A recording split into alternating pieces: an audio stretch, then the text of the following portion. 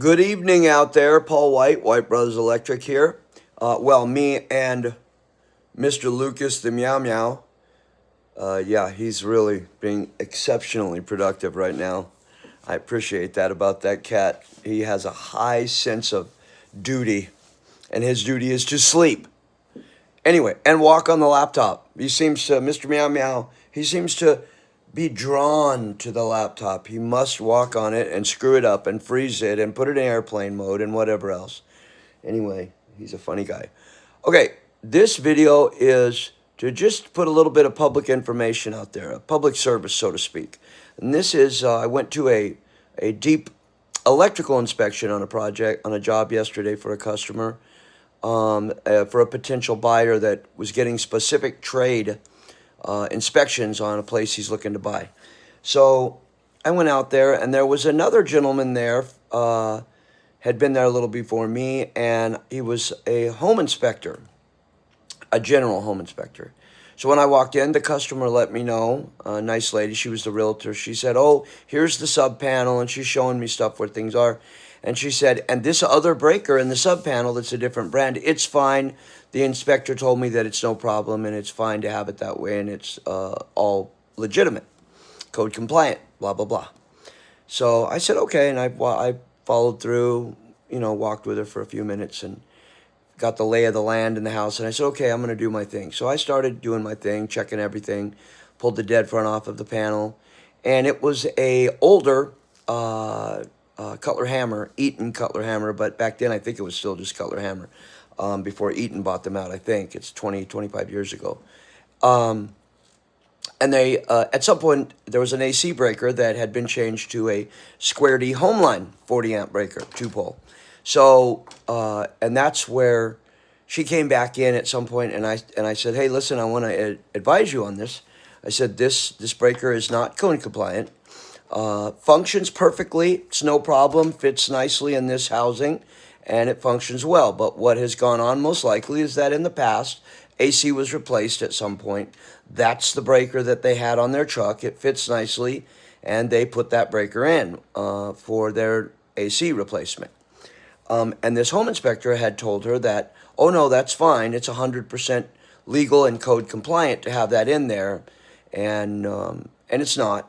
So I advised her what the case was with that and explained to her why. And then maybe 5-10 minutes later, the home inspector comes wandering in there when I think I was putting the cover back on, and I was done with checking all the grounds neutrals and hot, everything landed to make sure it was tight and torqued properly.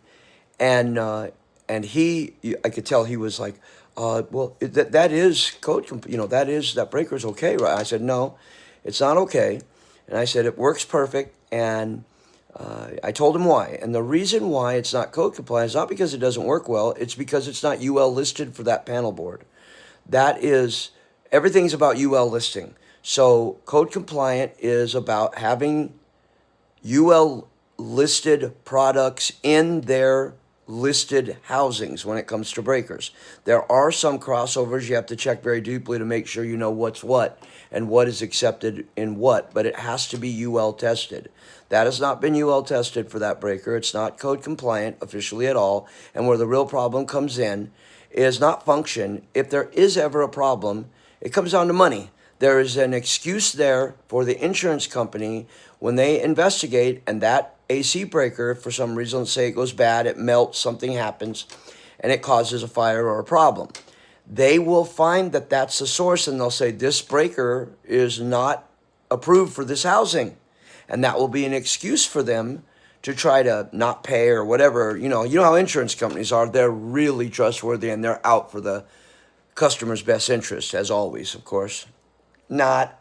Anyway, so that's why. The problem is it works great, but it's not UL listed, and it's a potential problem later on if there's any kind of an issue with that breaker. So I enlightened that fella, and the point of this story is that I've met a lot of home inspectors that are pretty knowledgeable in general, but most of them, I don't mean to be overly negative, but most of them are taught in a short period of time a handful of things to look for in each different trade, and they go through and they look for those things and they list them. So when you get a home inspection for your new purchase of a home, you should be very skeptical and suspicious of any home inspection that has been done. Don't trust it as gospel. It is not gospel. A lot of them are pretty sharp and they catch a lot of stuff, and they're worthy. I'm not saying they're not worthy, but they are not gospel. They do not know everything that they're talking about. If you want to make sure that your electrical system is proper and code compliant and safe, get a legitimate electrical contractor who has experience and knows what they're talking about to look over your stuff.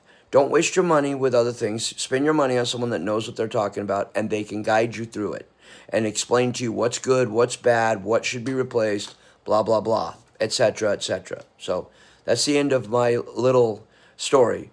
Me and Lucas say, have a great day out there.